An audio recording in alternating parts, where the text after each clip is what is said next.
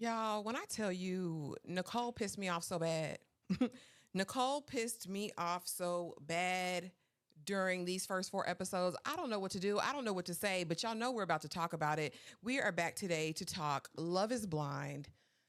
Uh, Love is Blind UK. I don't know what iteration of this is, if there's been a Love is Blind UK before or what, but we're back to talk about this one. Get it, don't be timid when you ain't apply that. Love a bone, give along, need it. I don't want no trip, baby, say like my name is Ashley, and this is My Sweet Perspective, where I give my take on all things TV and movie related, and I am here to put you on, okay? What to think. I'm going into this, right, because I needed something to fill that reality TV space, and Love is Blind, since I've been watching the past two US seasons, I said, oh, it's going to be a good time. It's going to give us something to talk about.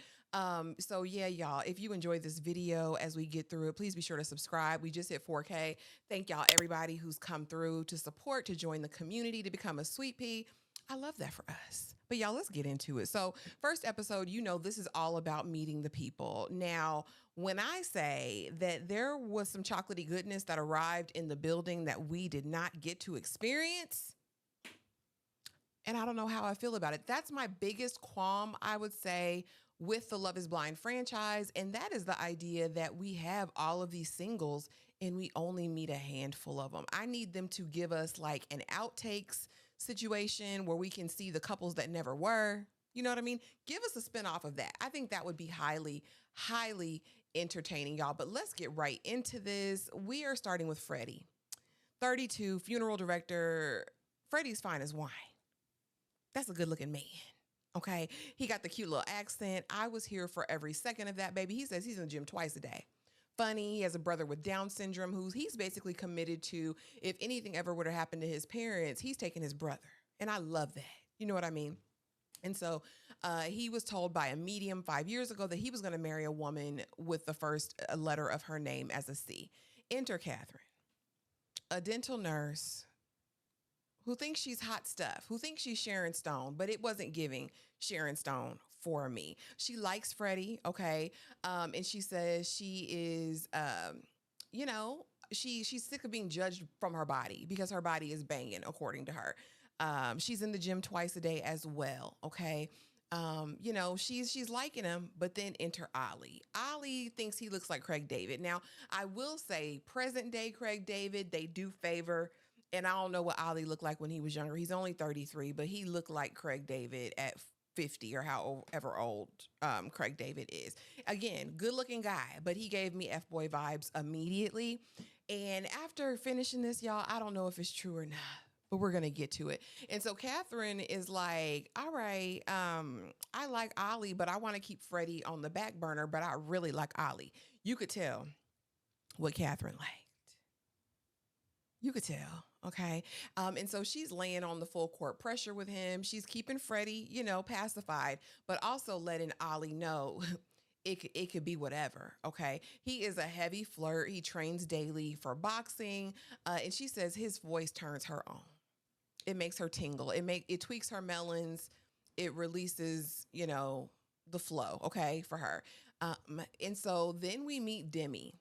Demi is 30, likes to have fun. She's from London, very cute, racially ambiguous. I don't know what her nationality or ethnicity or race is, right? But she seems like a fun time girl. Like she likes football, she likes the sports, but she's been friend zoned in a lot of her relationships, right? Is what we discover as this goes on. And so Ollie and her kick it off immediately. While he has this chemistry and attraction to Kat, Demi, he says he connects to on a real level, right? They don't need the pomp and circumstance. It's all about that, right? Demi is my girl in a bag of pearls. And what I say every single season, I want my girlies to expand their horizons and talk to other people and give other people a chance instead of locking in on one specific guy so early, right? But alas, that's what happens. Ollie says Catherine is giving smexual vibes, and he's connecting more with Demi because, again, he feels like that's more of a relationship type of girl. Kat finds herself crying both with Freddie and with him. We find out that she was adopted, yada, yada, yada. And Catherine's really trying to claim him. Baby, we get in the confessional with Catherine, and she's like, yeah, he's talking to Demi too, but and she's like, let me watch my mouth because I don't want to get in trouble. And so my question was to you, Kat, what was that supposed to mean? You think you look better than our girl Demi? Is that what you were saying? Because again, Kat, I don't think it's giving everything that you think it's giving. And how dare you? Again, Demi, that's not your friend. And so Demi's taking the approach of, I want everybody to be happy. And normally in the past, I would take a step back and let her have Ollie. But this time I'm going to fight for the man that I love. And I said, well, girl, you do what you need to do, because Kat was going to do it too. Kat was going to do it too until it turns out that Ollie ain't want Kat. Because when it came down to it, when his birthday rolled around, when I tell you Demi blew out all the stops, handmade this man a card, lavished him with balloons and little gifts, and she got him some stones, all that stuff, right? And so he felt so wanted, so desired, and he had already kind of made up his decision that it was going to be Demi whatever, right? And so after he comes in, and then Demi goes into the girl suite after their little date, and she's just elated. This is when Kat decides that she's going to end it with Ollie. She says, I want Demi to be happy, and I don't want to be in the way. Girl, you just knew he wasn't finna choose you, and you didn't want to be rejected on national television, international television. Can we tell the truth and shame the devil on today? You're not fooling anybody, Kat. You're not fooling me, sis. Okay. So they meet, and he's like, he was about to say, I can't be with you. I'm going to be with Demi.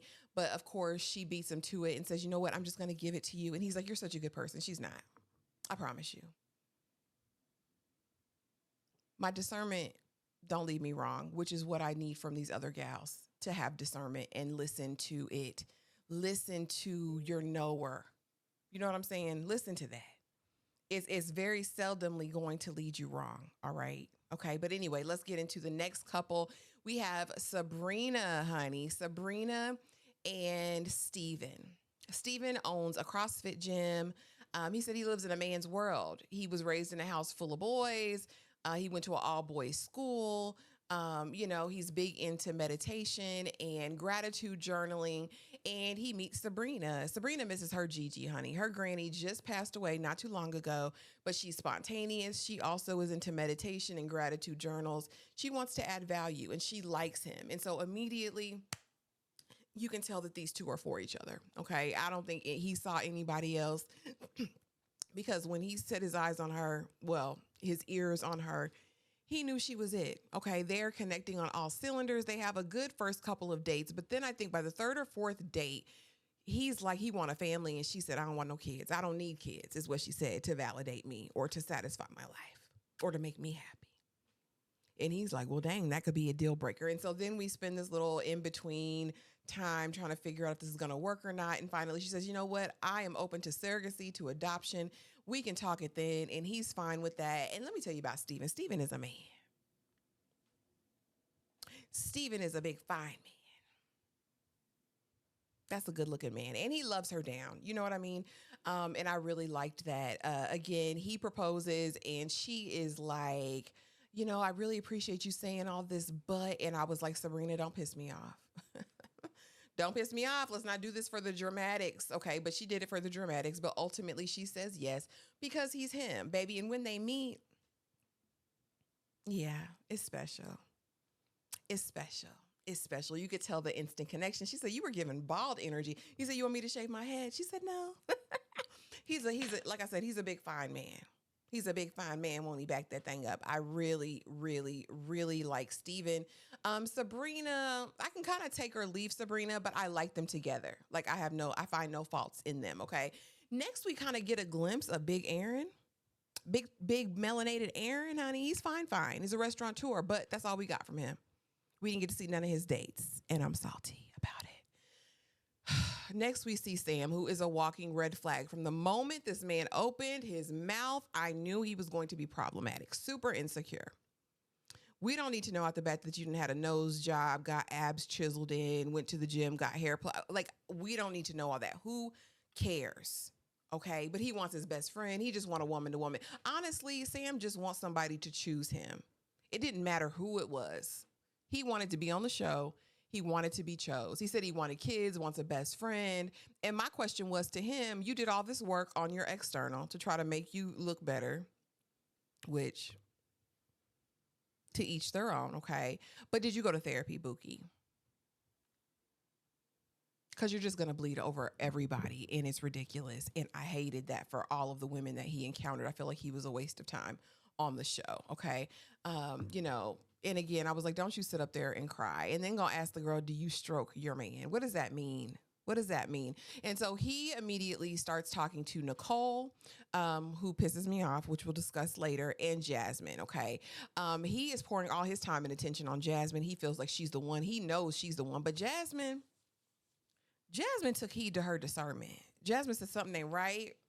You say all the right things, Buki, but something is not sitting right in my spirit. And when I tell you my good sis stood on big business and said, it's not you, Buki. It's not you. Enter Bobby, who I love down. Bobby is a luxury shopping consultant, I guess, and he works, I don't know, the cruise lines or whatever. But Bobby is fun size. He's adorable. He's about family. He seems authentic. And Jasmine chose right, baby, because Sam was all into her. He was ready to propose. He was ready to get on one knee. And she said, no, sorry, you not it. And Bobby takes his opportunity and shoots his shot. And he hits the basket. Okay. He scores. He gets the goal because he proposes. She says yes. They meet initially, and I wasn't sure about how she felt, but there was definitely a connection. He's a handsome, fun-sized guy, and she is a beautiful, fun-sized girl. So I think they match. I really, really think this is a strong couple. I like Jasmine and Bobby.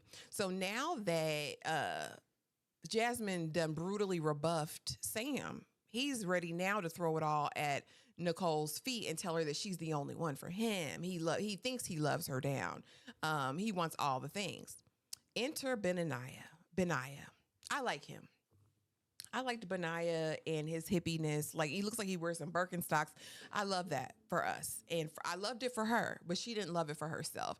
They're talking, they're getting to know each other, and he is being cautious. You know what I mean? Which, you have a limited time in the pod, so use all of that time if you can. So I think the second or third date, she's asking him, do you see me forever with you? And he's like, not yet, but... And that immediately turned her off. When I tell you they had the best connection, they were connecting and hitting it off on all cylinders. But when he said, I'm not sure about this just yet, I need a little bit more time, that sent her reeling, honey. Mind you, Nicole, I guess, had just come out of a divorce not too long ago. So maybe she's a little bit fragile. But if you're that fragile, you don't need to be there. She says she knows what she wants. Living off grid is her dream. She's loving life. And again, connected to Benaiah. And I was like, he's the one. But again, when he said that, it sent her reeling, right? And so they leave, and immediately she talks to Sam. And Sam is like, you're the one for me. You're the one. I knew it from the beginning. You've always been the one. You're the one that I need. You're the one that I want. You're the one that I have to have. And so she's enamored. She's like, because he wants me. Benaiah wanted you too. He just was wanting to take his time and make the choice and make the decision, sis. That's all he needed. But you felt rejected. You felt slighted. You felt rejected, maybe a little bit embarrassed is what you felt. And so she goes back, she's talking to Sam and is like, I hope you can lift me up. Oh, we're not supposed to say anything about what we look like or what our size or whatever. So he goes immediately into the fellows because he liked to yap, run his mouth, and was like, I don't know what that was supposed to mean. I hope she's not big, really. But love is blind. But love is blind, Sam. Isn't it? And so Benaiah hears everything that Sam has been saying the whole thing. And he knows in his gut and in his heart of hearts that Sam is not right there for the right reason. So after he's been able to sit on it overnight, he's had some time. He's like, I really do want Nicole. So let me go talk to her. They have a conversation and he's like, I don't want you to call this sabotage, but there's something I need to tell you. He was really struggling with whether or not to tell her. He even spoke with Steven, who told him, you need to tell her, man, if you feel like you care. And Benaiah has all been about, protecting Nicole's heart. He said, whether you choose me or not, I feel like you need this information. And that information is Sam is not here for the right reasons. I don't think he's there for the right reasons. I don't think he's necessarily, the best for you and all that. And she cries. Go back to the ladies. Jasmine tells her the same thing. He's inauthentic. He was telling me the same stuff he's telling you. But do you think that studied her? The next day, Benaiah is ready to propose, but Sam is too. Do you know the room that she went in? Do you know that she didn't see about Benaya till later she went to go see Sam and accept his raggedy proposal talking about he thinks he can love her? At that point, I was done with Nicole. I said, baby, you get what you deserve, whatever you get. If I ain't never seen the Lord come down and give somebody multiple signs, multiple warnings, and she said, I'm gonna do it my way anyway with Raggedy Sam. And when they met, baby, it was the weirdest interaction ever. But before they meet, of course, she has to go break the news to Benaya, and he's heartbroken. He's sad, but what can he do? He said, you know what? I learned so much in my encounters with you. You're an amazing person. My life is better having had met you. And I wish you all the best. But he was down bad. It hurt his feelings because he could see Sam. He could see who Sam was. But she couldn't until she saw him in real life and knew it wasn't clicking. Baby, he done got on one knee and put the ring on the wrong finger. Talk about, I think I love you. And she said, oh, I'll hold on to that. Goes in there and has a whole meltdown. Later on, we discover, honey, that they don't even make it to the little honeymoon, the little retreat vacation situation. Because she said she had a bad feeling. All the signs told her he wasn't it. Girl, but why didn't they tell you before? Now, in the previews for episode 5, she's going to be running after Benaya, trying to give her a second chance. I hope he rebuffs her. I hope he tells her no. Because you played in his face, you played on his top, and he ain't deserve it. And, baby, you just going to have to sit with this L. You're going to have to sit with this L, in my opinion. I didn't like it. I ain't like it 1 minute. I will say one of the funniest moments of the show was the guys in their little guy suite hang up was singing singing Craig David. Met a girl on Monday, took her for a drink on Tuesday. We were making love by Wednesday. Thursday, Friday, Saturday, we chilled on Sunday. Listen, I was here for that moment. Again, like I said, Ollie, like I said, present day Craig David, sure. Next, we meet Maria. She's 30. She's Moroccan. She's a Muslim makeup artist. Culturally, Moroccans or Muslims, she said, don't really date. It's like arranged. We also discover that she lost her dad to a terminal illness during the pandemic, where he had went to Morocco to say his goodbyes, and she never really got to say goodbye. Enter Tom, who is 38, who is established. He's funny, corny. He came from a single parent father and clearly he's scared of abandonment, right? But immediately they click. And I liked Tom. I liked Tom's personality. I liked his vulnerability. And I liked how honest he was to both of the ladies. Now, he talks to both Maria and Natasha, AKA Tosh. But immediately you can feel that there is definitely more chemistry between him and Maria than he and Tosh. But he still likes her. They go back and forth for a little while. But ultimately he chooses Maria. And I think it's just the attraction. I think they had deeper conversations. I think they knew that they clicked on this cylinder. And with Tosh, it was a polite affection, in the words of Jane Austen. You know what I mean? That's what it gave. So ultimately, Tom chooses Maria. He proposes. And they have a beautiful, little moment together. They're definitely attracted, baby. But that red lipstick was everywhere. Even in his confessional, honey, his lips were still painted red. I said, oh, she got that good lacquer that gonna stick and stay. Because it was all over her teeth. It was all over her mouth, all over his mouth. But the passion was there. He said the tenons are sitting up right in her dress. Definitely a physical chemistry. Definitely a physical attraction. Okay. Again, yeah, Catherine and Freddie, they get engaged. Again, Catherine just wanted to be chose. She said, I'm leaving here with something, basically. Again, we know that Tom chooses Maria. And what I feel like is Catherine lives in Delulu land, really believing that she was the one that broke it off with Ollie and continues to spout that and say that. So now that we have all of our couples, right, we have Kat and Freddie, Tom and Maria, we have Ollie and Demi, we have we had Nicole and Sam, we had Jasmine and Bobby, Sabrina and Steven. I think those are all of our couples. And so now they are going to Greece, for the little mixer where they can meet the other people, meet the other couples, and basically get bucky naked, because that's what they took their chance to do. Because Freddie and Kat, they had Smex twice, she said.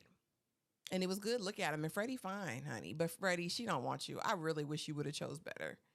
Because Kat trying to see Ollie at the mixer. She said, I want to see the guys.